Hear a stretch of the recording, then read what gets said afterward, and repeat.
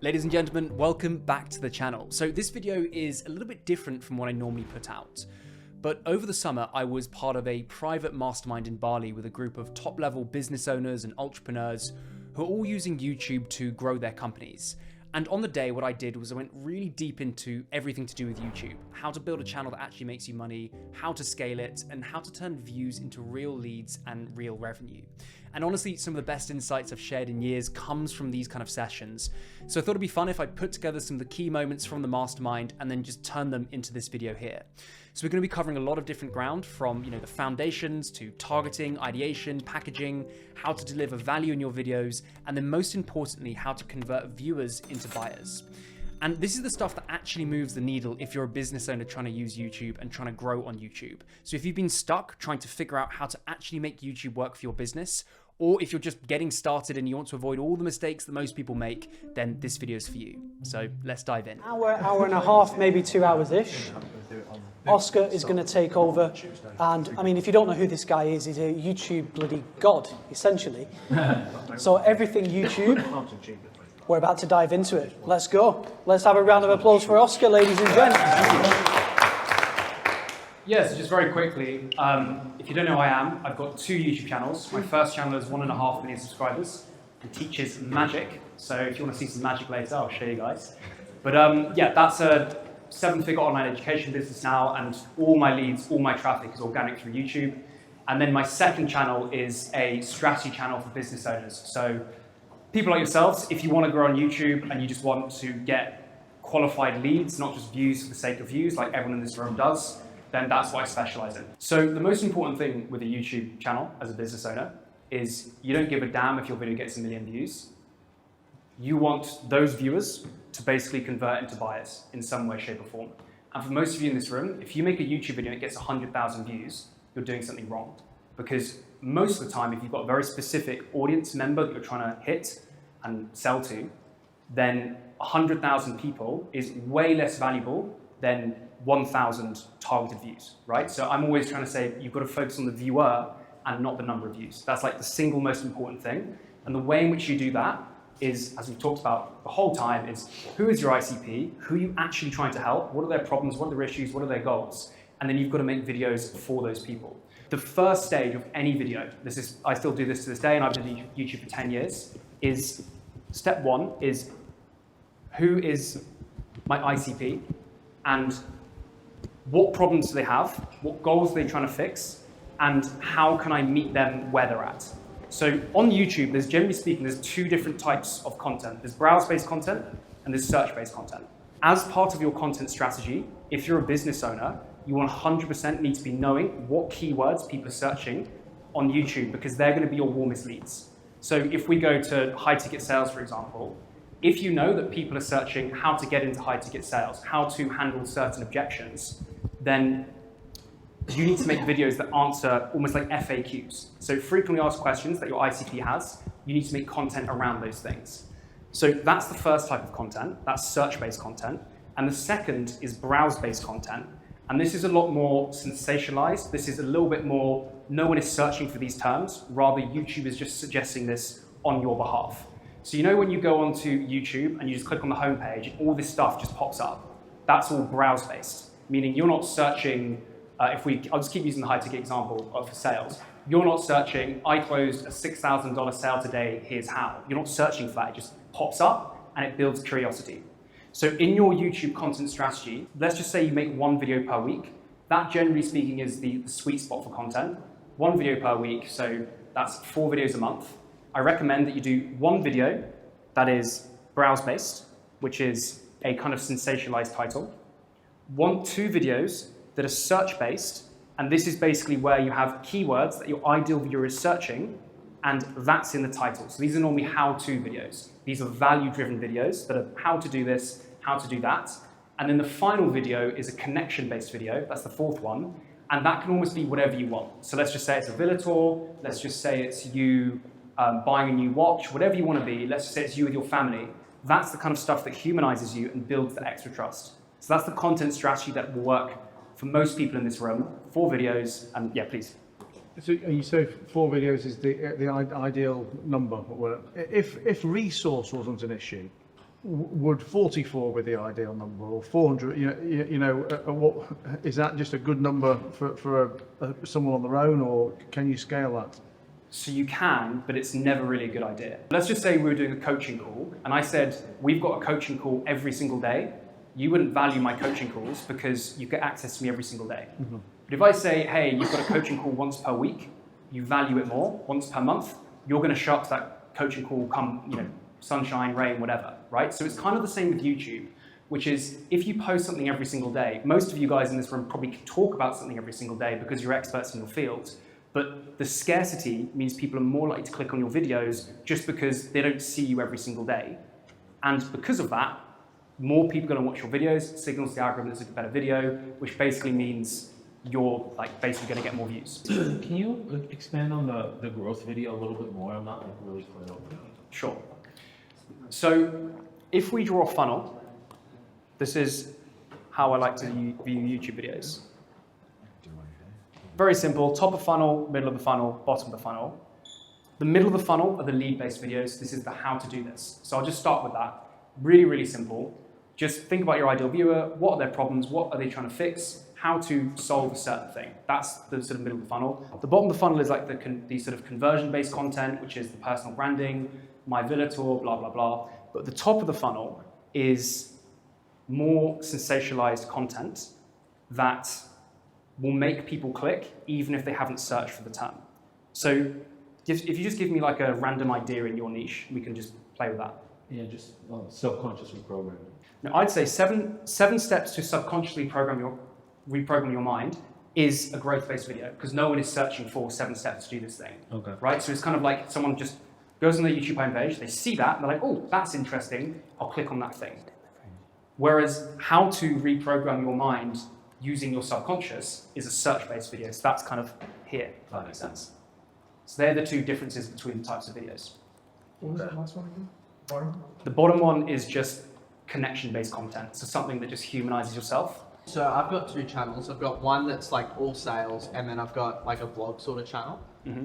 Should I just put my vlogs on the main channel and do that as like the 25%, or am I better off having 2 different channels and doing a weekly one on there? Yeah, that's a really good question. It depends how many vlogs you want to do. So if you're saying, yeah, I want to do 1 vlog a week, then I would do that as a separate channel because you're putting a lot of time into that. If it's just like purely personal, like it doesn't, it's kind of, yeah, I'm taking a sales call, yeah, close a deal, but most of it's not sales related. That should go on a separate video, a separate channel.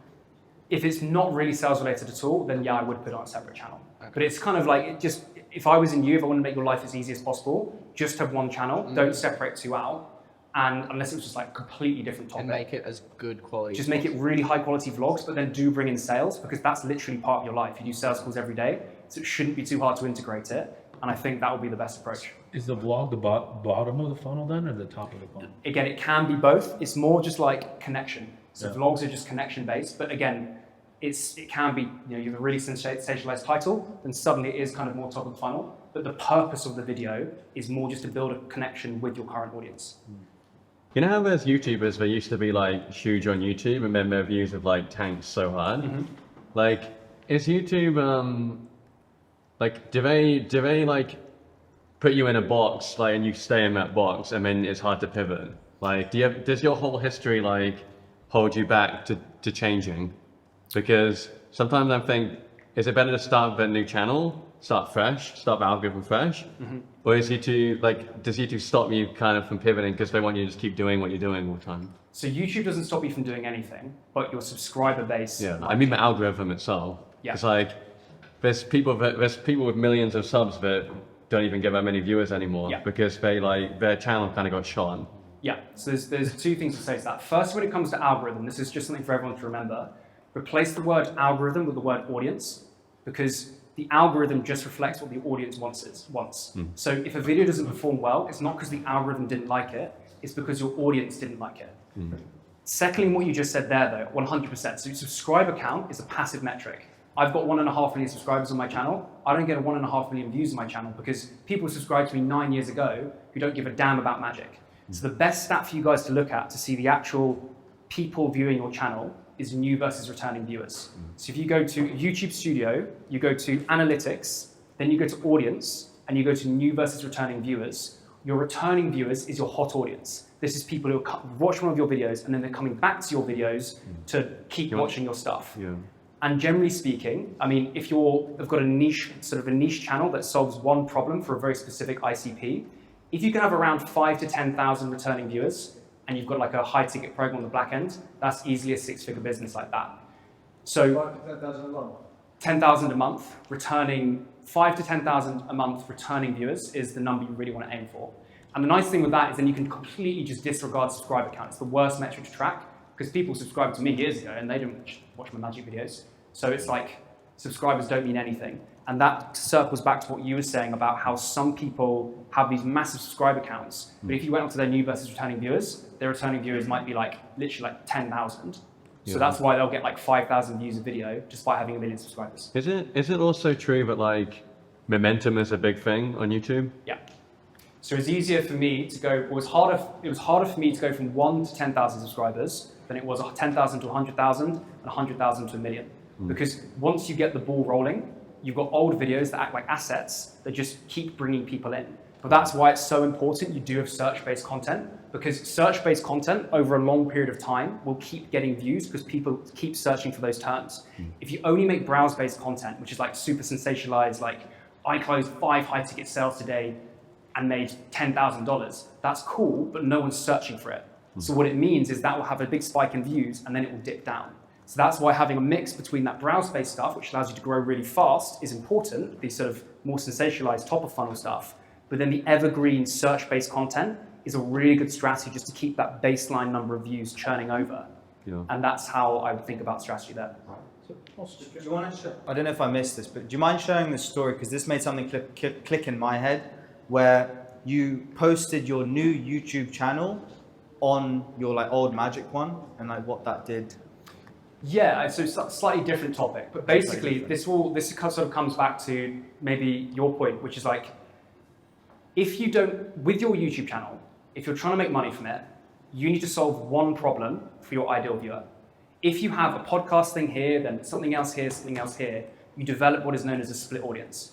And a split audience is the worst thing on YouTube, because basically what happens is you get some people who subscribe to you because they really enjoyed your podcast. Then you get another group of people who subscribe to you because you made some like viral short stuff.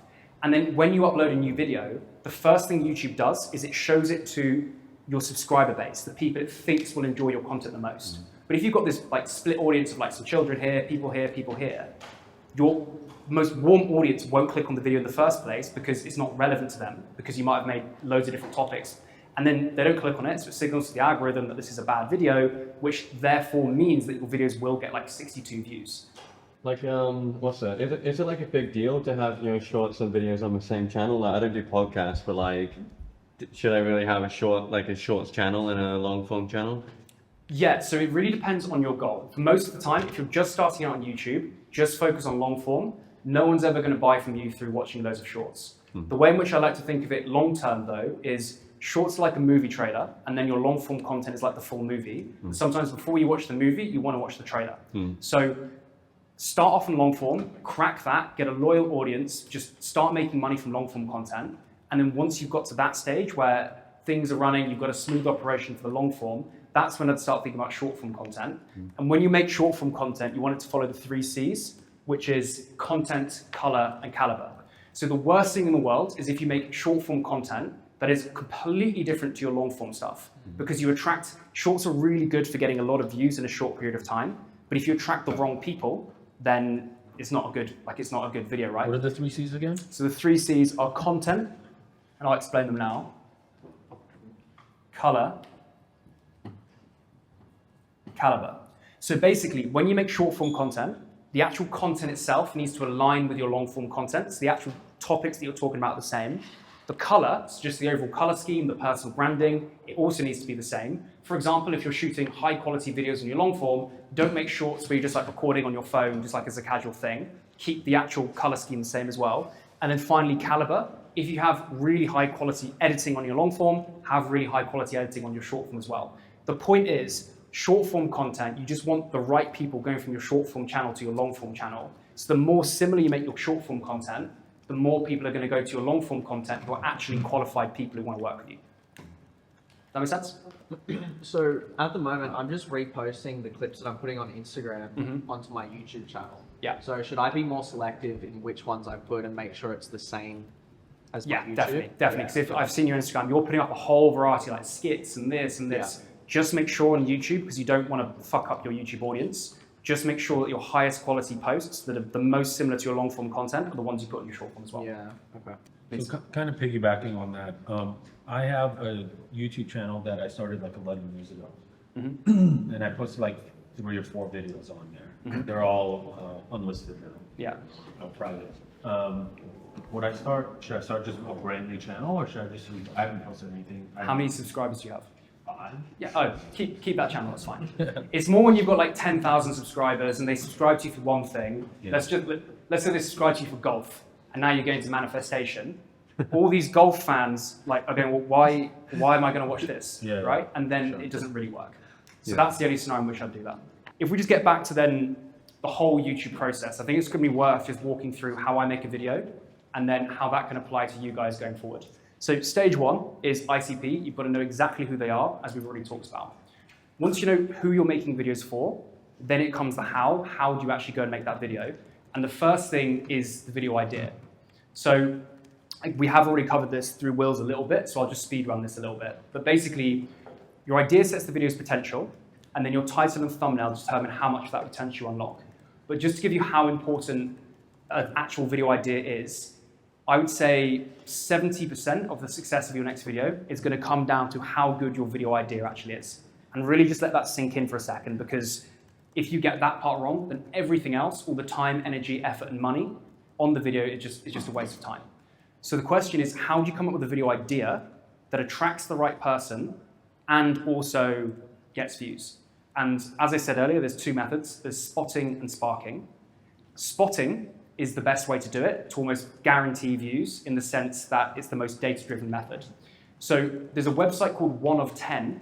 If you haven't got it, I'd write this down. It's called 1of10.com. And what it does is it goes through all of YouTube and it finds what are known as outliers. And an outlier is just a video on someone else's channel that's performed better than that channel's average. So let's just say Will has a channel on gardening, God forbid. And he makes gardening content, and all his videos get 1,000 views, and then he makes one video that gets 10,000 views. It means that that video is a 10x outlier. Now, instead of you just like going through YouTube and trying to find that like one outlier, this is just an AI software that will just go through the whole of YouTube. You type in the search bar like your niche, and then it will just find the best outliers for you. So what I would do if I was you guys is I'd go onto this website, I'd find the best outliers in your niche, and then I'd take those ideas as your starting point. So let's say Will's video on gardening was like 10 gardening tips that allowed my sunflowers to grow really well, whatever it is. I thought that was a good banging title. video that one. But what I would do is you take that and you'd be like, cool, how can I then take this video idea and improve on it and make it better? So the other thing with this, which is really good as well, is often if they've got a really good video idea, it means they've also nailed the title and the thumbnail. So I'd literally just look at like the outliers within your niche and then just find and identify the core elements that you think has made that you think that's made it do really well. And then that's basically how you come up with really good video ideas. So that's like what I do for like 80% of my videos now, and it's how I sort of average 100,000 views per video on my Magic channel. Not saying you're trying to hit 100,000 views, but it just puts your videos in the best possible position to get seen by the right people. Any questions on that? I think it was Mr. Beast, I presume I heard, saying that he doesn't even start making a video until the title, the thumbnail and everything is literally done, Yes. finished.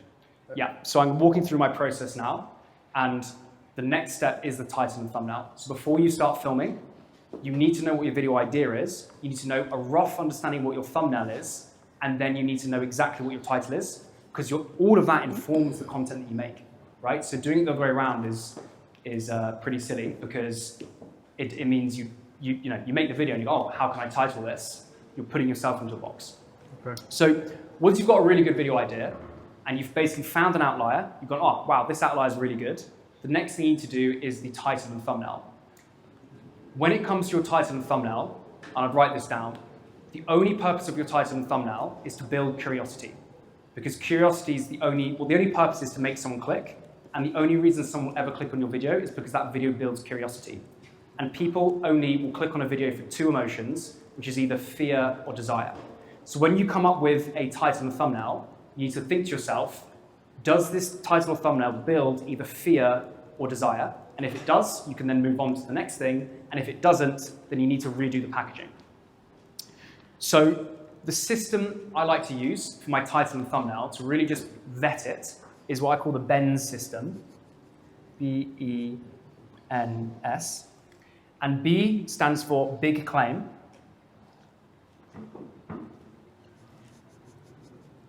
E stands for easy. N stands for new. And what does S stand for? Oh, simple. I was thinking that when I saw the picture. Basically, when you come up with a title and thumbnail, think to yourself, is there a big claim in this title and thumbnail? So if we go back to Will's gardening example, actually let's do a different example. Let's do Orlando's high ticket offer videos. So if it's a video and the title is something to do with how you made $30,000 this month selling high ticket, that's a really big claim.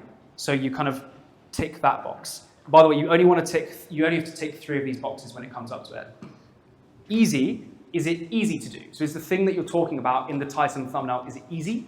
If the answer is yes, then people don't want to click on things that think it's really hard. So if you said it's your 72-step process to selling high ticket, no one's going to click on that. But if it's 3 ways to get more high ticket sales using a certain software or whatever, then people are going to click on that. The next one is new. People just love new stuff. So if it's just something that's new, novel, that's another really nice angle. So the new video editing style taking over YouTube, the new high ticket sales system that no one knows about, that new aspect to stuff builds curiosity, and the curiosity makes people click. And then simple is not simple, safe, apologies. Safe is kind of it's kind of just a feeling, is this, do I sort of relate to this? Is this something that I feel like I can do? Is it safe, essentially? So that's just an emotional trigger that I think about. And with every thumbnail and title I come up with, it's got to tick at least 3 of these. And if it doesn't, I go back to the drawing board and just think it through. It doesn't have to tick all 4, because sometimes, it doesn't have to be a brand new topic, right? But just if you can get 3 of those things, it's a really good indication that you've got a great title and thumbnail. What was new again? Pardon? What was new? New is just is the thing you're talking about new? So let's just say you're making a video and you're talking about vibrations and manifestation. If you frame it as the new technique to do something, that's so much more clickable than just the technique to do something. Right. Thing is though, people often say to me when I say this, they go, but what if I don't know a new technique? Frame it in the video as your perspective on something that's been around for 100 years. That's totally fine. So if it's new to you or new to a client of yours, that's also totally fine. So for example, I made a video which was called The New Video Editing Style Taking Over YouTube. And that video is my second ever video on my new channel. And I've got 150,000 views as a second video because it's the new style taking over YouTube. Right. If I just talked about a style taking over YouTube, it's not quite as clickable. Sure. Is the easy thing only applicable if you're teaching something? Because I'm thinking of when I saw your offer on the podcast, that did quite well for my channel. But I didn't make it sound easy. I made it sound hard. I sold something I've never sold before. That's hard to someone. So is it only if you're teaching something, that easy way? Is there a big claim? Yes. Yeah, it's a big claim. Is it new? Definitely. No one's ever seen that. Then is it safe? I guess in some ways. Can you explain safe again? Safe is kind of just when you click on the video, does it make you feel sort of comfortable to click on it? Is it kind of just a feeling you get when actually watching the video? It's kind of like trust. Yeah, trust. Trust is probably a better way to put it. Do I trust you? Yeah, because you're selling something. It's just kind of says what it does on the tin. Okay. If that makes sense. Okay, please. When you are titling a video and planning a video idea, what is the balance with big claims? So if you make a claim, is it going to sound like something out of this world? Someone's going to be like, that's a scam video, I'm not going to click on that. Or something that just seems like not worth people's time and attention? That's a really good question. So generally speaking, the bigger the claim, the more likely someone is to click on that video. So I always start with a big claim. And I actually always start, when I come up with ideas, I think what's the most extreme thing I could say? And then can I actually do that? So the one thing you don't want to do is have a big claim, but then not match those expectations. because that's just called clickbait, right? So what you want to do is have a big claim, and then this is why it's so important to come up with the title and thumbnail first. Think to yourself, what is the biggest claim I can say, but actually back up? So let's just say you did 30K a month. That's a pretty big claim. But let's just say in your entire, for example, Will, let's just say you did 500K this month. That's a massive claim. Let's just say in total, though, you've sold $30 million worth of courses. Arguably, that's a bigger claim, 400. So maybe you'd go, okay, it's a bigger claim to say $40 million worth of info sold. I will go with that over the other claim, if that makes sense. But then that comes to the next part, which is the single most important thing, which is the actual structure of the video. And when you actually start scripting and talking within the video, the first thing you need to do is match the expectations set by the title and thumbnail in the first line of your script, essentially. So if your video is, I sold a $6,000 offer that I've never sold before, the opening line of that video should be something along the lines of, in this video, I'm explaining how I sold a $6,000 offer that I'd never sold before. Because immediately what you're doing is you're confirming the expectations set by the title and thumbnail. Your title and thumbnail set some expectations, and the job of the intro of your video is just to match those expectations so people don't feel clickbaited. If you do go on about something else entirely, anything else, people just click off the video, and that's why your watch time instantly drops. So, please. Okay, so for an example, if I titled a video like this, I said, how to double your revenue in 4 weeks using metaphysics. That's a big claim. Would that be a good title? That's a great title. Because what you're doing is you've got how to double your revenue. That's a massive claim. In 4 weeks, that's a short time period. So it's kind of like a juxtaposition there that builds curiosity. Curiosity is one of the emotions that makes someone click. And then using metaphysics is specific to your niche. So I'd say that's the perfect title. Because if you didn't have the metaphysics part, you're going to start attracting some random people who just want to double their revenue. But with the metaphysics, that's attracting your ICP. So that's the perfect title. Would you say how to, or would you just go double your revenue? How many words would you keep in that? Really good question. So generally speaking, you want your title to be 55 characters or less. So that's the second rule for the titles, is you want them to be roughly 55 characters or less. When it's search-based content, you can get away with longer because people are typing in long keywords often, right? So I would never go over 60 characters personally. That's just like my absolute limit. Because if you have like a title that's 72 characters, what happens is on the screen, you get the ...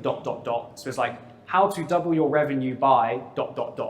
Then people don't know what they're clicking on, so they won't click. So the rule is 55 characters or less, especially with the browse-based stuff, and people aren't searching for it, it's just being presented to them. It's got to be less than 55 characters. Well, what about, and that's on the title, what about the thumbnail? Would you use slightly different wording or whatever wording you need to use to Yeah. give some creation?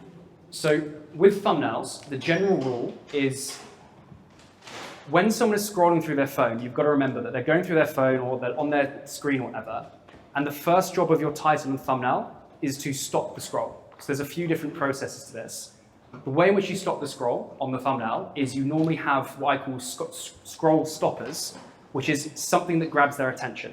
So a really good thing is you can have a logo, because let's say the PayPal logo, PayPal has spent millions of dollars to get their logo absolutely everywhere. So having a big logo of some sort, having that on your thumbnail is just going to stop people from scrolling, right?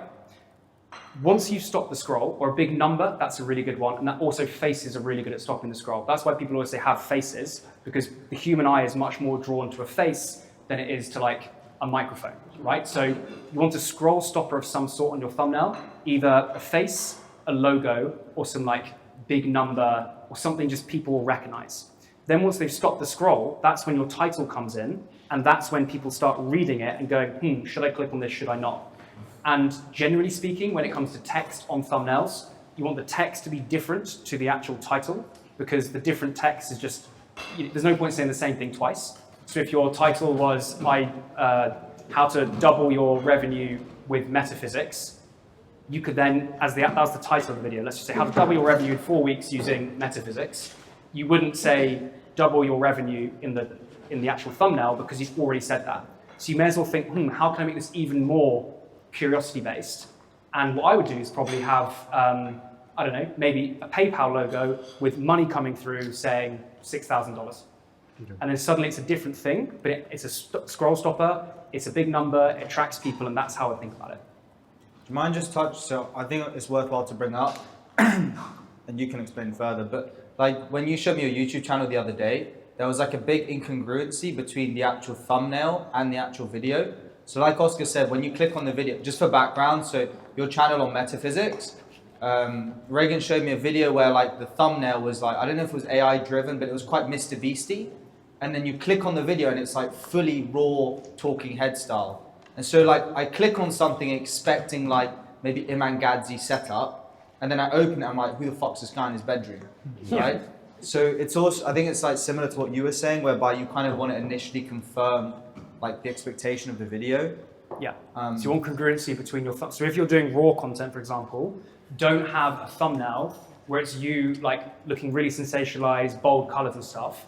Have the actual thumbnail style match the type of content you're making. If you're making some slightly more edited content, then you can go a lot more of an edited thumbnail for sure, but you just want to have the messaging match between your thumbnail and the actual content itself.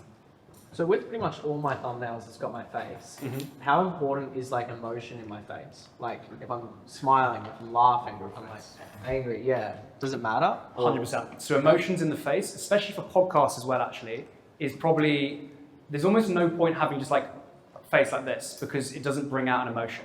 At the same time, you don't want to be like, I made 100K, like, whatever it is. You kind of want somewhere in the middle. So confidence, I think, is a good one in the sales space. Like, I made this amount of money. A smile is like a really good one. Or like you looking like serious, or just some sort of emotion, but not like, if it's 0 to 100, you don't want to be at like 100 because it just looks a bit clickbaity. And also it doesn't probably vibe with your personal brand. Yeah. But you do want to bring out some sort of emotion. So if it was like objection handling, having me like on the phone, like looking angry maybe, or Yes, something like definitely. that. Okay. That's a lot better than objection handling and it's you doing this because it doesn't again align with what the video is actually about. Yeah. Yeah. Cool. So that's kind of titles and thumbnails. So ideation, you come up with a video idea, you do your title and thumbnail, and as we talked about, title and thumbnail, super important. You do that before you even start filming the video. And then idea, title, thumbnail, then it comes to actually planning out your video. So like the structure of the video itself. And the formula that I like to use is what I call the HIVE formula, which stands for hook, intro, value, end screen. I'll just write this down now. So really, any YouTube video that ever does well in the education space follows that formula, which is you hook people in, you have some sort of introduction, value, and then end screen. The hook is literally just the first sentence you say, and all the hook does, people have all these like complicated things like say this. Literally all you need to do is repeat the title because it confirms the expectations set by the title and thumbnail. So your title says, how I made $1 million last year. Literally at the beginning of the video, just say something like, in this video, I explain how I made $1 million last year. Like, that's all you need to do. You don't need to overcomplicate it. The hook just confirms the expectations of the title and thumbnail. Your intro is then where you give yourself credibility. So especially for new channels, people have got to have a reason to actually listen to you. So you'll notice at the beginning of every single one of Will's videos, what he does is he will say, hey, I sold my company for this amount of money. Hey, last month I collected $500,000 in cash or whatever. The credibility is the reason why someone should actually listen to you over your competition. That's in the intro, yeah? That's in the intro. The one mistake you don't want to make, though, is start listing out every little thing that you've done, because, again, no one is actually there for that. They just need a reason to actually listen to you. So realistically, the hook and the intro should be no more than 20 seconds. It's like, hey, in this video I explain how I made $450,000 last month. That could be like literally combining them together, if that was your title. You just want to sort of get in and out as fast as possible and get to the value as quickly as you possibly can, but give people a reason to actually listen to you. Your credibility also, it doesn't need to be like how much money you've made. If it's, I'm just trying to think of, someone as an example without money, I can just do it off the top of my head. Dating? Pardon? Dating or like, if someone I had dating? Hey, my name's Pierre Ladher and I've dated 100 girls. And then all the pictures of the girls have been In the last 3 days. in the last 3 days. But it could just be something And now like I have herpes. hey, my name's Pierre, and in this video I'm going to talk to you about how I've been on 100 dates with 100 different women. And just some pictures pop up, done. Now move to the actual value. So it's really just one of those things where you need to confirm the expectations and then exceed the expectations set by the title and thumbnail by providing your credibility. That's really how the introduction should work. And that's 20, 30 seconds absolute max. Then when it comes to the value, this is basically, most people in this room, you probably don't want to script your stuff out word for word, just because it takes a long time, you're busy business owners, and you don't want to just sit and read a script because that's a whole skill in itself. That being said, you don't want to just turn on the camera and just talk at the camera for like 30 minutes because there's no structure to that. So for most entrepreneurs, what the best thing to do is have the main points you want to hit, have some bullet points of like the key facts or the key things that you actually want to talk about, and then have that as the actual value of the video itself. If you want to go next level, let's just say we're making a video and it's talking about like how to get really good in the gym and like get a six-pack, right? And the first thing you want to talk about is you want to find out the right workout style for you. So there's calisthenics, there's all these different types of gym workouts. Instead of saying point number one is to find the best workout style for you, you just start off with some sort of story instead. So you say something like, so point number one, this is something that I didn't realize for a long, long time, but basically I used to go to the gym, I used to really work hard in the gym, I used to sweat my ass off, and I really just hated it, and I was never consistent. Then a friend of mine came and said that I should try some yoga, started doing yoga, and I realized that yoga was the right workout style for me. So the payout, find the right workout style for you, is move to the end of the point. It's not at the very beginning. If you start off by saying, hey, point number one is to find the right workout style for you, people just go, I already know that, skip to step number two. So you kind of want to, if you can, start off with some sort of story and then lead to the payout. And if you ever watch an Alex Hormozy video, you'll notice that he does this every single time. So an example from him, for example, he was saying his payout for a video he did recently was like, if there's only one deal on the table, don't take that deal. You want like multiple deals on the table. That's the point he was trying to get to. He didn't start off with that. He started off like a dating analogy saying, imagine you're on planet Mars and there's only one girl on that planet. Now, she would look like the right girl for you, but there's only one, and he went down that route, and he said, so, you don't want to just date this one girl, you want to have as many girls as possible, but it's the same in business. If there's only one deal on the table, don't necessarily take that deal. So start off with a story when it comes to like your actual value, and then finish with the payout, and that's the way you increase retention. Let's say you've got like 3 main value points that you're hitting in the video. Should you start with the most valuable one? Or should that be the third, or it doesn't really matter? It doesn't really matter. Okay. Yeah, so long as it's really bad. If I was going to be really nitpicky, I'd say, yeah, always start with value, like the most valuable point, because people think, wow, if this is like the first thing, imagine what steps 2 and 3 are. Yeah. Then the final thing is end screen. That's basically what you say at the end of the video. Now, YouTube, basically, all they care about is keeping people on their platform for as long as possible, because the more people stay on their platform, the more ads they can show people, the more money they make. So when it comes to your end screen, what you really want to do is send people to another one of your videos, so you keep this almost long session time. So session time is what YouTube really values. And the best way to do this is when you get to the end of the video, don't just say, thanks for watching this, go and watch this video here. Instead, you need to set up a new problem and then say that this other video of yours will solve this problem. So if we use the example again of, let's say, high ticket sales, let's just say you talk about how to close a $10,000 sale and objection handle, right? That's what the video is about. You go, awesome, but everything in this I've just said in this video is completely useless if you don't have the right mentality when it comes to doing high ticket sales. Therefore, watch this video here where I talk about how to have the right mentality when it comes to closing deals. Does that make sense? Yeah. So that's a really good hack for the end screen. You just basically want to set up a new problem and say that this other video of yours will solve that problem. That means more people go from your video to another one of your videos, and that increases session time, watch time, builds more trust with you, and that's essentially how you convert viewers into buyers. So like if session time is a big thing, Yeah. then let's say the first video is like 10 minutes. Yeah. Should I then like ideally redirect them to like an hour-long breakdown of my call? Or is that too much of an ask because they just watched a 10-minute video? It really depends on what you want. So what a lot of people do is they'll upload like a VSL to YouTube, which is like an hour long. Yeah. And that is basically just a normal VSL, but just uploaded to YouTube. And then what they'll do is they'll have like a YouTube video, like the VSL here, and that will just sit on their channel.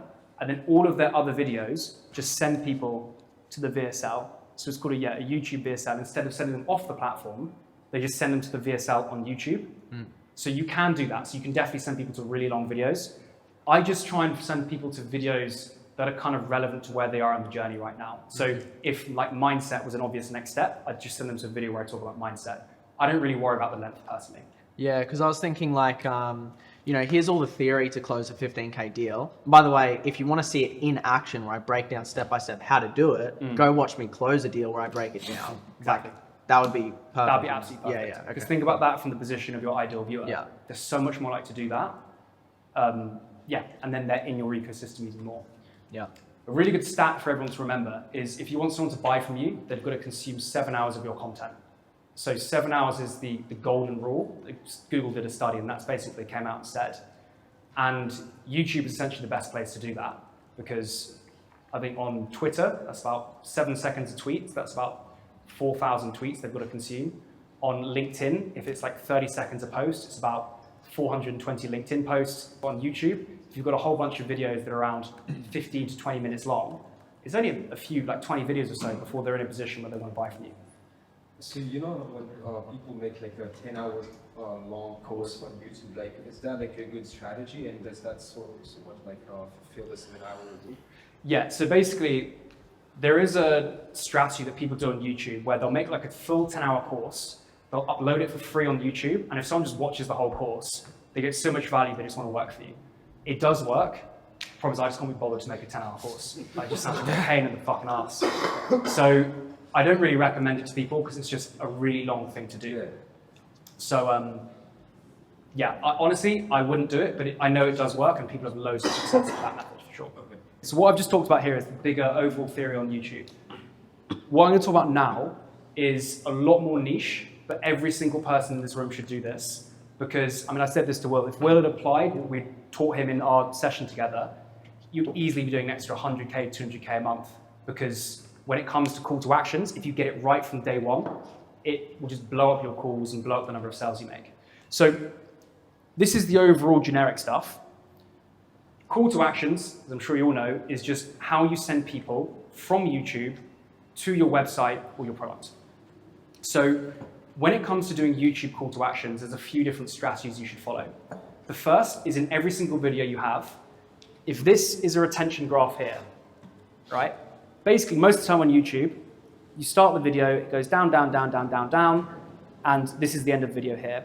If the video gets 10,000 views, let's just use that as an example, most of the time, by about 30 seconds, if it's a good video, you've confirmed the click, you've got a good hook, good credibility, probably about 70% of people will be watching here. And by the end of the video, even if it's a great video, normally about 20%, because people just drop off YouTube the whole time. One of the biggest mistakes people make is they only put their call to action here. And if you have a call to action at the very end of your video or near the end of your video, 10,000 people didn't see it, only 2,000 people saw it, which massively limits the number of people going from YouTube to actually checking out your product or service. So the first thing you want to do, and just do this on every video going forward, even if you're just beginning, is put your call to action much earlier on in the video, after the hook, after the intro, and after your first big point of value is where you want your first call to action. So that is, let's say, about here. Normally that's 2 to 3 minutes into the video. So hook, intro, you give your first big point of value that explains whatever it is, and then what you do is you have your first call to action there. The next thing you do is you have a second call to action nearish the end of the video, around here, not at the very end, because at the very end you're doing the end screen. If someone gets to the very end of the video and they haven't clicked on your call to action, generally they still need to be nurtured more, which is why the end screen is excellent for sending them to another one of your videos. But if you have it nearish the end and you just repeat the call to action, and we'll talk about what to say in just a second, if someone hears a call to action twice, they're 4 times more likely to actually do the thing. So that's the next thing you want to do, is have a second call to action nearish the end of the video. Where's the first one? About 20% in or something? It's after your first main big points of value, normally 2 to 3 minutes in. Now you don't want to obviously force it. If it's 4 minutes in, that's fine. But I promise you, if you do that in all of your videos, people know about your offer right from the very get-go, and they're far more likely to actually do the thing. Then when it comes, your question was like, what do you actually say? What you say in your call to actions is really, really important. So the first thing is you want to talk about the transformation that the person is going to get, not necessarily the thing itself. So on my magic channel, I don't say, hey, go and check out my magic course. I say, hey, if you want to become an amazing magician in the next 90 days, click the first link in the description. That points to a transformation, it doesn't point to information.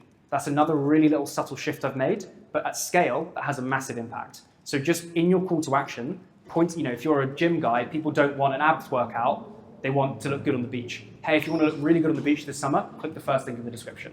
That's the next thing you need to do. So the actual words you use in the call to action are really, really important. Do you just say it as part of what you're already saying, or do you actually make it look like an ad break? I'm going to get onto that in just a second because there's a really sneaky technique that I've done that's absolutely blown up my click-through rate.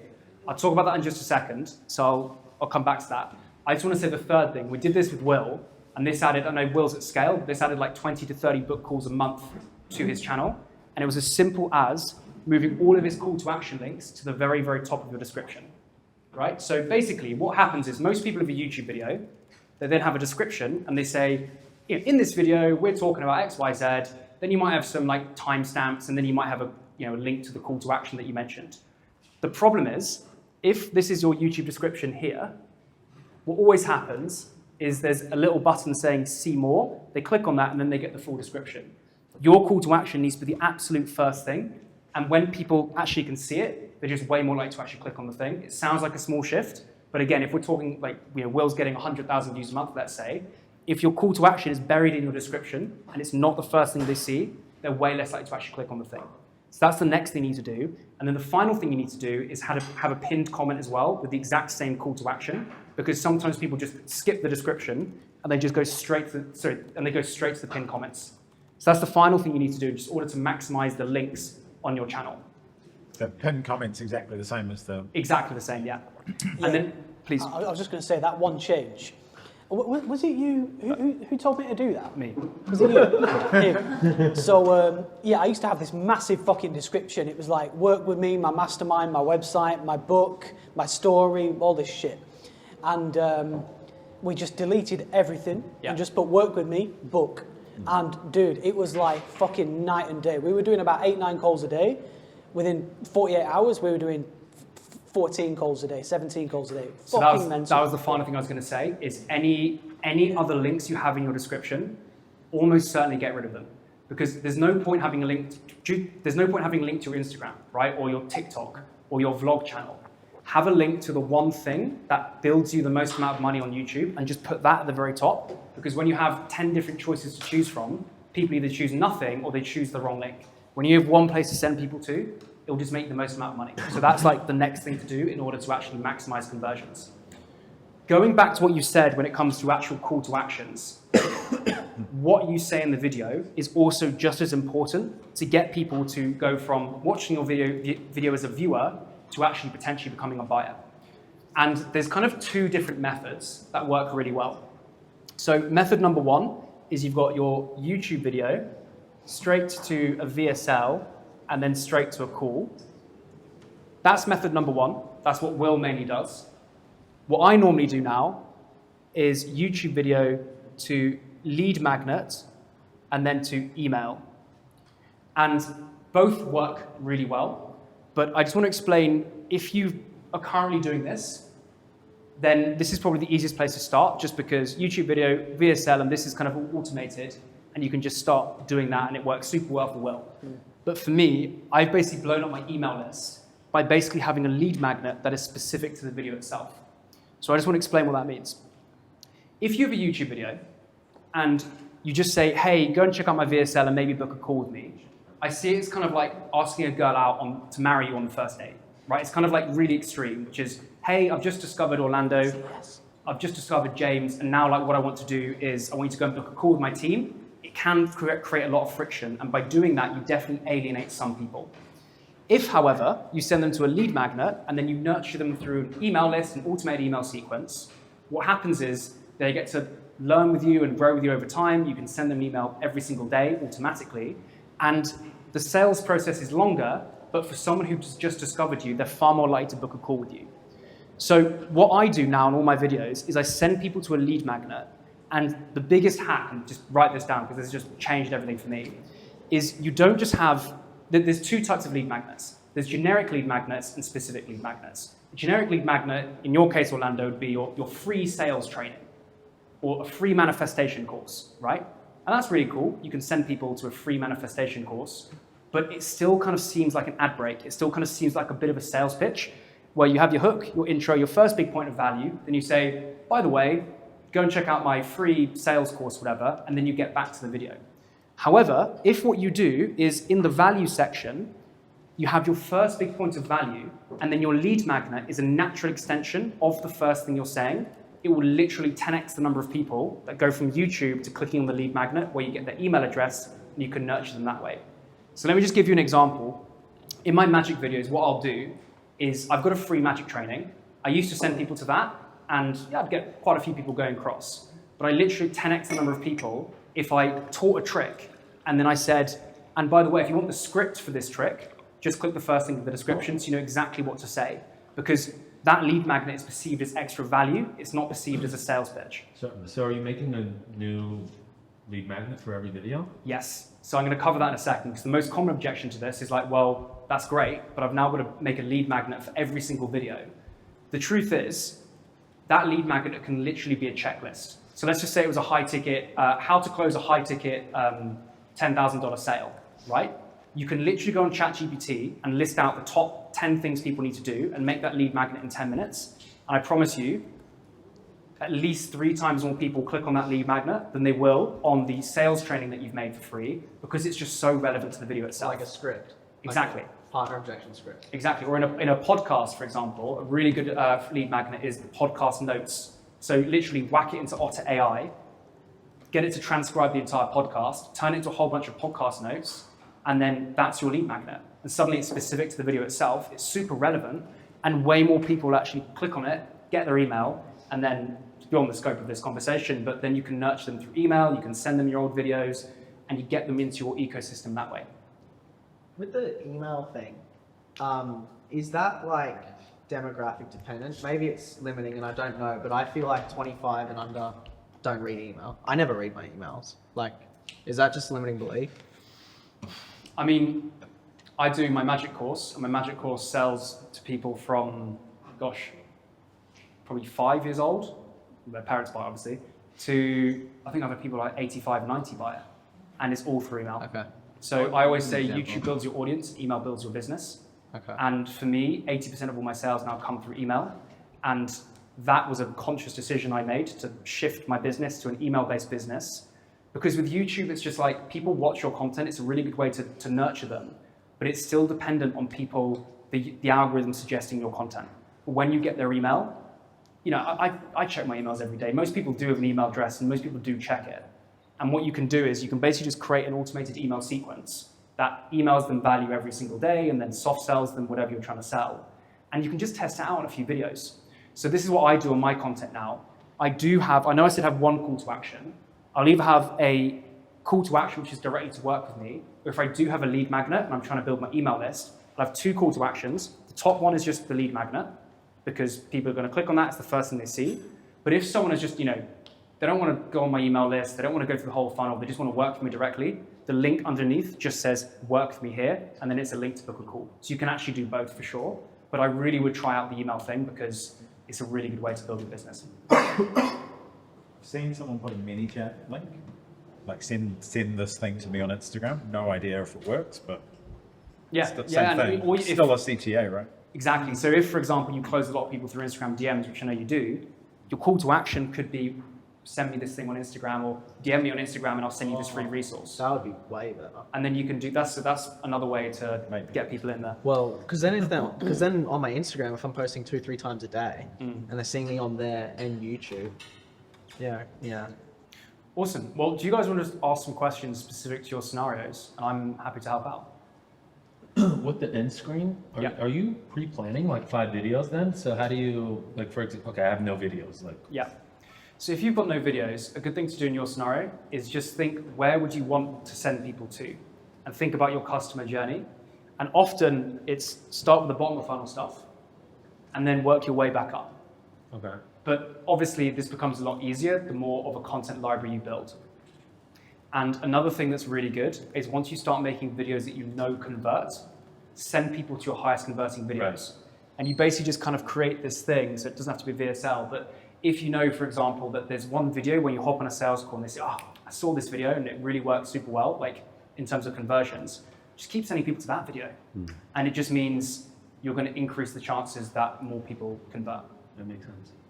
Is there any value on the what I interpret them as that like they're basically boosted videos in the promotions tab where you can just click on and get It's a tough reach. one. It's a tough one. So you've got to remember that when you put money behind videos, it will literally remove your video from the algorithm. So the reason it does it is, let's just say your video is averaging 1,000 views a month, and you put any amount of money behind that video through YouTube. You don't want, if you're spending $1,000, let's say, you want that $1,000 to get you the views. So YouTube literally removes your video from the algorithm, and the only views it will receive is from the paid promotion. Got it. If you do it, so that's what, from my experience, I haven't done too much paid stuff, but after doing that, I've never had a video that I've put like a bit of money behind ever really pick back up afterwards. And honestly, I don't know why, but it's something to do with like it's been removed from the algorithm, and then just like sort of reintegrating it back into YouTube. There's always been a barrier there. And for a lot of the people I've worked with as well, who just want to grow fast, if they want to throw some money behind it, it's just a bit of a struggle. So there's paid videos and organic ones. Yeah, if you've got a channel, I wouldn't, generally speaking, I wouldn't try and just put money behind it to grow quickly. Yeah. I think... Would it help if you drove traffic from like another source, like Instagram or Facebook, and just drive them to your YouTube channel? So long as the source... Where you could put money there. For sure, but so long as the source you're driving it from is, again, your ICP and super relevant. Talk about there's one strategy I've seen people like Iman Gachi do it with the end screen. They have like a video which is like a VSL, but like a soft sell VSL. And then on the end screen are pretty much all their videos that direct people to that kind of soft sell VSL. Like Iman Gachi's always ranking business models or something. Yeah. What do you think about that? Yeah, so it's kind of, that's basically what this is here. And it can work really well. It's just, I think the problem is a lot of people see that strategy and they go, that's how I'm going to sort it out on YouTube. That's going to be the secret formula. When in reality, if you want to be successful on YouTube, it just comes down to building an audience who likes you. And if you send them off YouTube to a VSL like Will does, if you send them to a lead magnet like I do, if you send them to a VSL that's on YouTube, that's also fine. All the different strategies work. But like realistically, Iman Gachi could send them to a weird website and he'll still get thousands of people going there because he's just got such a strong personal brand. So I wouldn't hold yourself to a level where like that is what you need to do in order to be successful on YouTube. It's more just like you really need to focus on who is my ICP? Can I solve an actual problem for that person? If so, let's make content for that. Then how do I package that problem in just a really organic, nice way that makes them click? And then how do I deliver value in the actual video? And then some of the little hacks we've done here to convert viewers into buyers. That's really the needle mover. It's not like having a VSL on your YouTube channel or anything. Yeah, please. At what point are you testing titles and thumbnails? So you mentioned titles, thumbnails. You didn't talk about testing them or changing them. I don't even know if that's a thing because I don't know how to do that. But I've heard people talk about it. So yeah, so testing titles and thumbnails is a really good thing to do once you're further into your journey and you've got the resources and time and money to do it, essentially. So A/B split testing thumbnails is a feature that's already built into YouTube. okay. So most big YouTubers, Iman Gachi, Alex Hormozi, Mr. Beast, anyone you talk to, I do it as well, is I will create 3 thumbnail variations for any video that I have. Normally it's the same thumbnail, and I just have different text. So it's not the same facial expression, and it'll just be 3 different variations on the text that's in the thumbnail, and I'll upload them as a test to my channel. And then I now have someone who goes through all my old videos, find thumbnails that are underperforming, so they've got a very low click-through rate, but often a very high watch time, and they will change out those thumbnails and test them. That's quite an advanced strategy, and honestly, it's not something you need to do early days. I would be in a position where you've probably got 30 videos minimum before you start looking back at your old content library and going, cool, how can we optimize what we've already got? But when starting out, the most important thing to do is stick to a strategy, 1 video a week for 52 weeks, improve 1 thing at a time. And if you do that, like the only thing you can guarantee on YouTube is if you make 1 video per week for 52 weeks and you improve 1 thing at a time, it will change your life in some way, shape, or form. So back on A/B testing, just for somebody who doesn't have a YouTube channel, what you mean by A/B testing is you have the same video with 3 different thumbnails launched at the same time, and then you remove the underperforming videos? YouTube does it automatically. So basically, there's upload the thumbnail feature, and next to it, it says create split test. And you can upload up to 3 thumbnails. then when YouTube is showing your video to potential audiences, Yeah. it will test out the different thumbnails and it will base it on what is known as watch time share. So not just how many people click on the thumbnail, but how many people click on the thumbnail and then watch the whole way through. So it's one single video, correct? Yeah, Okay, one so video. it's not 3 videos No, and then one you video. delete it. Okay, got it. That's basically what it is. And yeah, it's good. If you have the time to make 3 different thumbnails with 3 different bits of text, Yeah. by all means do it. When it comes to going through old videos though, just don't do that until you're in a position where you're really trying to optimize your channel. And is YouTube showing the one that's converting better more themselves, or you have to go in and... It does it automatically. It's really, really good. So what it will do is you upload all 3. It will just show it to all these different people. And then after between 7 to 14 days, it will choose the best performing thumbnail and update it for you automatically. Got it. So it's really good. Can you A/B test for title as well? You can, but you've got to download something called TubeBuddy, and that's just like a different thing. And you'll, honestly, if you're getting to that level, you'll already have a team of 5 people on your channel. You don't use TubeBuddy. I don't personally know. So I don't even do it on my channel just because the actual thumbnail, the actual title itself, you can A/B split test them, but remember what we talked about earlier, where the title has to link to the hook, and the hook has to confirm the title. So if you've got a completely different title, then it doesn't actually align with what the video's intro is about, which means people often think they've been clickbaited. So A/B split testing a title is something you do a lot further down the line. So, this whole discussion today, we're talking about lead gen, everything. Now you're on YouTube. I don't know if it's applicable now to discuss, but part of your main business driver is YouTube, lead magnet, email marketing. Email marketing is a whole can of worms. You got drip campaigns and what have you, and you haven't touched on any of that. Is that something that I'm interested in understanding? How do you, that's an essential part of your business, and we haven't talked about it yet. Is that something part of? We can if you want. I don't know. Yeah. Or some separately. So it's actually a lot more simple than all these deadline funnels and campaigns and stuff. All I do is I send people to a lead magnet, and I use ConvertKit, which is probably one of the most popular platforms out there. Yeah. And on ConvertKit, I have a sequence of emails that's about, for my magic one, I've got a whole bunch of them. But when I started out, I had a 4-week email sequence where I sent 1 email every single day automatically. And the structure of those emails was 5 emails is just pure value, no selling. And the value in the magic world, it was like, hey, go and watch this other YouTube video I've made. So that's just sending people back to YouTube and teaching them a new trick. Here's how I deal with the rejection in the performance. I just give a bit of advice and a tip. Another value, value, value. I did it every single day. And then the last 2 emails were just soft sells. So more value than, hey, by the way, if you want to learn some amazing tricks, I've got this whole course that does it. And that's really how I did it. The awesome thing with this is when you set it up, so it's, again, if you get ConvertKit, it's super simple to set up an email sequence. Once you set it up, it's just automated. So I haven't changed my email sequence in about 3 years, and it just still sells every single day on my behalf.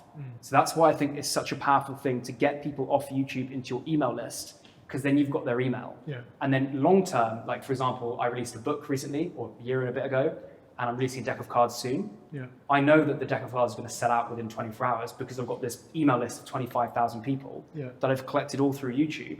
And when I just want to sell something, I can sell it like that because it's a very warm list, and I'm sending them an email once per week. Yeah, which increases your repurchase rate. Yeah. So after email, so you got the sequence, yada, yada, and all right, you feel like that automatically this person is ready to purchase something from you. You send them to another YouTube or a VSL? Send them to my landing page. Send them to the landing page. So I basically then send this, all I'm doing is I'm going YouTube, lead magnet, email, VSL.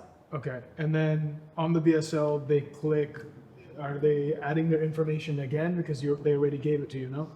Yeah, then it's because it's now through a separate process, like a settlement payment processor. Right. So they watch a 10-minute, 15-minute video selling my course. Yeah. They click buy now, they buy it. All right, and so essentially there's 2 systems, right? You have the one that's like pre-purchase, so they give you the information to be on the email mailing list. Now they've clicked on the VSL, which is more of like a hotter, extremely hot lead. Are you capturing this information and shoving it back into your email marketing system? Yes, somewhat, but if the emails, so I'll have a system in my email processor, whereas if they've already bought my course, the email will show up, and then they won't be added to the sequence. That sends them the soft sell. Are you setting this up yourself, or do you have somebody? I just paid someone to do it. Okay, is this like an Upwork thing? Yeah, you can do it Upwork. Yeah, find somebody. I know a guy if you need to know like some of ConvertKit, and it's worth just getting it right from day one, to be honest. And he wrote the copy as well. Who? The guy that you hired to do Oh this. yeah, he did everything. Yeah. So he wrote the emails, he did the whole sequence, just paid him Yeah. a few $1,000s and just did everything for me. I haven't changed it since, and it's 2 to 3 sales a day. Yeah. Nice, man. So it's really solid. Cool. So click-through rate is when a video gets shown to someone and they click on it, correct? Yeah. What's a good click-through rate percentage? Very good question. It is dependent on niches. So like for like an entertainment-y Mr. Beast kind of video, about 12%. But for a specific how-to video, 5.5% is the lowest I'd want to go. It normally is between 5.5 to 7%. Right. That being said, the only caveat is if you get a video that does get a lot of views, the more views you get, the lower your click-through rate. So I've got a video with like 10 million views, for example. The click-through rate will be about 1%, but it's just because it's been shown to so many people.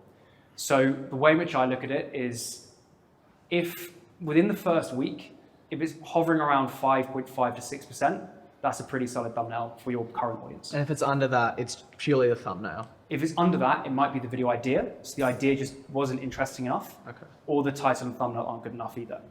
So that's how I'd really think about it. Okay.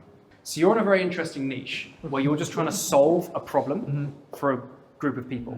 And building a personal brand around like herpes and helping men get over that isn't necessarily what you want to do. Because people, I imagine, come to you because they've got a serious problem, they want that problem fixed, and then they just kind of want to get on with their life, right?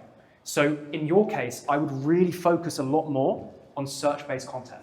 I'd probably do 3 videos a week on search-based content, and then 1 video a week, either humanizing or browse-based, which is a bit more sensationalized, right? A week or a month? Sorry, a month. Apologies, a month. Yeah. And the reason for that is a lot of men who are in a really strong pain point where they've got this like problem and they need it to be solved. It's also mostly women. Is it mostly women? All right. About 70 to 80% of the clients have been women. Okay. But obviously, if a man has herpes, he's going to find me. So what I would do in your case is I'd use a tool called Keywords Everywhere or vidIQ. They're 2 sort of softwares that you can use to find out keywords that people are searching. I sort of look at them both, Keywords Everywhere and vidIQ, and that will give you the search volume for particular terms. And if I was in like your space, I would think, what are the most common searches from the people that I can really help? And then I just make videos around those. And you'll just start ranking in search. When someone searches how to overcome this certain thing or how to overcome, and there'll be different search terms that you can rank for, you'll just get the warmest leads coming through because they're literally searching for the solution to the problem. So in your case, I'd really start thinking less about personal brand and much more about search-based content that's evergreen, that's relevant today, tomorrow, and 5 years from now. Yeah. And that's going to be the method that's going to get you the most leads on YouTube for sure. What was the URL? So like, let's say I want to send someone to school from YouTube. Would I like hide the link in like a link tracker, or I just put the school community directly? Yeah, so I'd put it into a link tracker, so you just know how many people X videos sent to school. It's really that simple. It just gives you some data to play with at the beginning, which is, hey, I made all these videos. Okay, they've all these different view counts. But this one video I made got 30 link clicks, at least sending people to my school community. Yeah. And it's always interesting because that video might have less views than another one of your videos, but it got more link clicks. Right. I've never seen actually the most viewed video get the most link clicks. It just never happens. Yeah. It's often the videos with less views, but are more targeted views that get more people going to the final outcome you want to send them to. Yeah. The other thing, this is actually on that note, which everyone should do, like now or tomorrow, whenever you want to start implementing this into YouTube, is the single most clicked on link on your entire YouTube channel is on your homepage. So when you have your homepage, you've got your profile, your YouTube banner, and then there's always like a little About Me section, and then there's a link there. Just have one link there. Don't have LinkedIn, Instagram. Again, as I said earlier, just have one link, because what will happen is no one ever just lands on your YouTube video that just buys from you straight away. What happens is people normally land on your YouTube video, they discover you however it happens, then they'll click on your profile and check you out. And the link that's always there is that one just underneath the banner. So just, again, have that one link to your highest revenue driving source, VSL, school community, however you want to monetize your channel. Change that and also track that link if you want to, because you'll see just how many people click on that above all your other links. And that, again, will just add so much revenue to your business. So I was watching like a YouTube course this last week, and the guy recommended making that link like a subscribe link, like That's dumb. That's not a good idea. Because subscribers don't mean anything. Yeah. So when was the last time you were on your YouTube homepage and you're like, let me click on my subscriber tab? Yeah. Like no one ever clicks on the subscriber tab. All subscribers do is it gives YouTube an indication that you like this kind of content. Sure. But YouTube has massively shifted away from subscribers and it's now suggesting new content. Right.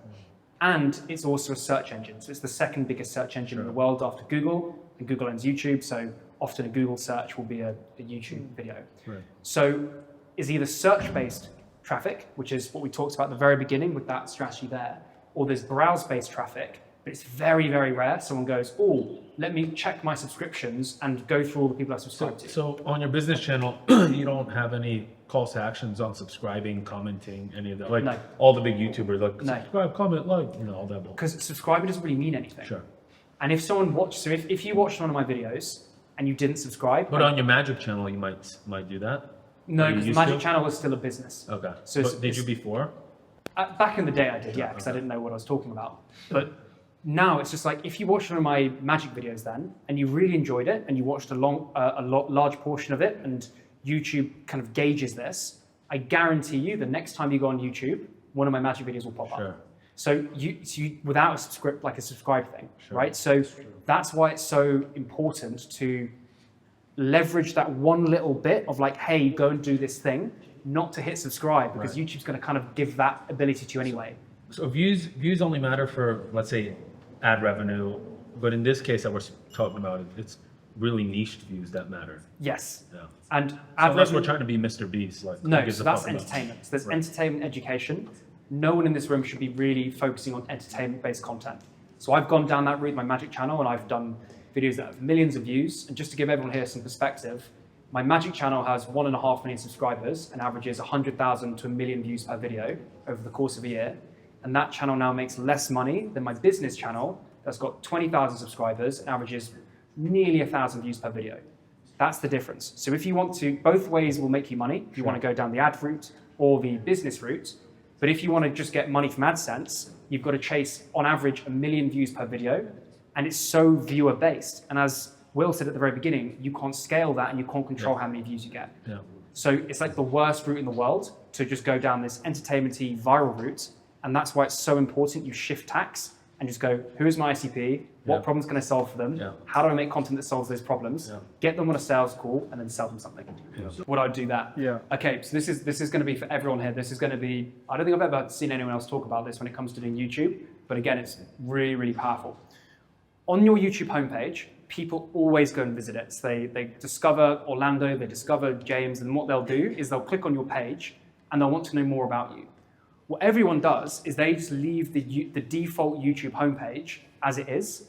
And the way in which it works is there's normally like some sort of trailer thing, then there's recommended videos, then there's shorts, then there's like your playlists, and then there's videos. And you're just like scattergunning all this random content at your ideal viewers. We did this with Will on your channel, but this is what I recommend everyone does. On your YouTube homepage, you go to YouTube settings and then customization, and you remove absolutely everything on your YouTube homepage. And the only thing you keep there is one playlist, and that playlist, so you have to create a new playlist, and that playlist basically has your 5 highest converting videos in it. So create a new playlist. Obviously, this is once you've got a bit of content going, and on that playlist, you put your 5 best, highest converting videos, and it means when someone lands on your page, you only have that playlist showing on the little home tab. And what that will mean is someone lands on your page, and they'll see your 5 highest converting videos, and it means you're basically showing them your best content. The problem is YouTube, if you leave it to the default thing, because they want to push shorts, and shorts are not going to get you customers, right? It will like just display like shorts and recommended content for you and stuff. But YouTube won't do that based on conversions. It'll just do it based on what it thinks. So I remove absolutely everything. If you go on like Will's YouTube channel, for example, you'll notice on the homepage there's nothing there apart from his 5 highest converting videos, and it's in a playlist. Someone presses the first video, and suddenly they're in a playlist of your 5 best videos. If they go through all 5, because that's just how playlists works, it means they're more likely to consume that content from you and turn into a buyer. If they want to watch all your other videos, they just very simply click on the videos tab, and that's another little hack you can do for sure. And only one playlist? One playlist Ah, with shit. max Okay. 5 videos. Because think about it from the perspective of your viewers. Even in your case, if you've got like, I've got vlogs, podcasts. exactly, but sales. what's gonna, if someone doesn't know who you are, Yeah. just show them your best, highest converting content. If they want to watch all that stuff, they can then click on the videos tab and scroll through and do all that. But on the homepage, just have one playlist with your highest converting videos. I'm just watching off my phone here on Will's channel. So what's the name of the playlist? Click this title, the only videos you need Yeah. to build. That's the playlist. That's the one. Click this title, the only videos you need to build and grow your own knowledge business. Yes, so the name of the playlist should literally just be the transformation that you want your ideal viewer to have. So I use Orlando, click this, it could just be watch these 90 minutes to master high ticket sales. That's the name of your playlist. And then someone watches your 5 videos, and the idea is by the end of those 5 videos, they go, God damn, this guy's incredible, how do I book a call? Yours could be like, you'll have no more operational bottlenecks after watching these 5 videos. Yeah, there you go, done. Yeah. And then you just take your highest converting, highest performing videos in order. That's all you need to do. And then your home screen is nice and clean. It's optimized for conversion. You help people with restaurant business?